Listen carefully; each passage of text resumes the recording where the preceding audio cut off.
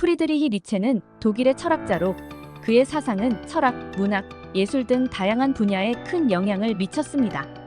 니체의 명언들은 인간 존재의 본질, 도덕적 가치, 자기 극복과 같은 심오한 주제를 다루며 그의 사상을 이해하는 열쇠로 작용합니다. 구독과 좋아요는 영상 제작에 큰 힘이 됩니다. 니체의 가장 유명한 명언 중 하나인 시는 죽었다는 그의 저서 즐거운 학문에서 처음 등장한 구절입니다. 니체는 기독교적 가치 체계의 붕괴가 의미하는 바가 단순한 무신론을 넘어선다고 보았습니다. 그는 신이 죽었다는 선언이 인간이 더 이상 외부의 권위에 의존하지 않고 스스로 가치를 창조해야 하는 시대의 도래를 의미한다고 생각했습니다. 즉, 전통적인 절대적 도덕이 사라진 세상에서 인간은 새로운 가치를 스스로 만들어내야 하며, 이는 커다란 자유이자 동시에 무거운 책임입니다. 니체는 이를 통해 초인이라는 개념을 제시하며 인간이 자기 극복을 통해 새로운 존재로 거듭나야 한다고 주장합니다. 영원회귀는 니체의 철학에서 중요한 개념으로 우주의 모든 사건이 무한히 반복된다는 사상을 말합니다. 니체의 영원회귀 개념은 시간과 존재에 대한 깊은 성찰을 담고 있습니다. 영원회귀는 자신의 삶을 진정으로 긍정할 수 있는지, 그리고 자신의 모든 고통과 기쁨을 반복되는 삶 속에서도 받아들일 수 있을지를 묻습니다. 니체는 우리가 영원회귀를 긍정할 수 있다면 이는 진정으로 삶을 사랑하고 그 어떤 순간도 후회하지 않는 태도를 의미한다고 주장합니다. 이 사상은 니체가 강조한 운명애와도 밀접하게 연결됩니다. 인간은 자신의 운명을 사랑하고 그 운명이 가져오는 모든 것을 긍정적으로 받아들여야 한다는 것입니다.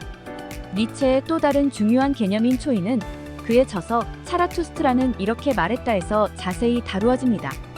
니체가 말하는 초인은 단순히 신체적, 지적 능력이 뛰어난 존재가 아니라 도덕적 가치와 사회적 규범을 넘어서 자신의 운명을 스스로 개척하는 존재입니다. 초인은 기존의 권위에 따르기보다 자기 자신에게 충실하며 자기 극복을 통해 더 높은 차원의 존재로 거듭납니다. 이러한 자기 극복의 과정은 고통과 도전을 동반하지만 이는 인간이 성장하고 진정한 자유를 얻는 데 필수적인 과정입니다. 운명에는 니체의 철학에서 삶에 대한 긍정적 태도를 가장 잘 보여주는 개념 중 하나입니다. 니체는 인간이 자신의 운명을 사랑할 때 비로소 진정한 자유를 얻을 수 있다고 말합니다.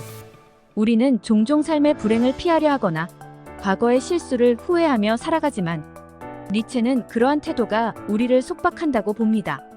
그는 우리가 주어진 운명과 상황을 있는 그대로 받아들이고 그 속에서 의미를 찾아야 한다고 주장합니다. 운명에는 삶을 더 이상 회피하거나 후회하는 것이 아니라 그 자체로 긍정하고 사랑하는 태도를 의미합니다. 니체는 그의 철학 전반에서 개인의 자아실현을 강조하며 너 자신이 되라라는 문구는 그 핵심을 잘 나타냅니다. 이 문장은 개인이 자신이 가진 잠재력을 발견하고 그것을 실현하라는 니체의 요청을 담고 있습니다. 그는 인간이 자기 자신을 객관적으로 바라보고 자신의 진정한 본성을 발견하는 것이 중요하다고 주장했습니다. 이 과정은 타인의 기대나 사회적 규범에 맞추는 것이 아니라 자신의 내면을 깊이 들여다보고 진정한 자아를 실현하는 것을 의미합니다. 프리드리히 니체의 명언들은 단순한 철학적 구호가 아니라 인간 존재에 대한 깊은 성찰을 담고 있습니다. 신은 죽었다, 영원회귀, 초인, 운명애, 너 자신이 되라와 같은 그의 명언들은 인간이 자신의 운명을 스스로 창조하고 외부의 권위나 가치에 의존하지 않으며 진정한 자유를 추구해야 한다는 메시지를 전달합니다. 니체의 사상은 오늘날에도 여전히 큰 영향을 미치고 있으며 그의 철학은 우리가 어떻게 삶을 살아가야 할지에 대한 중요한 통찰을 제공합니다.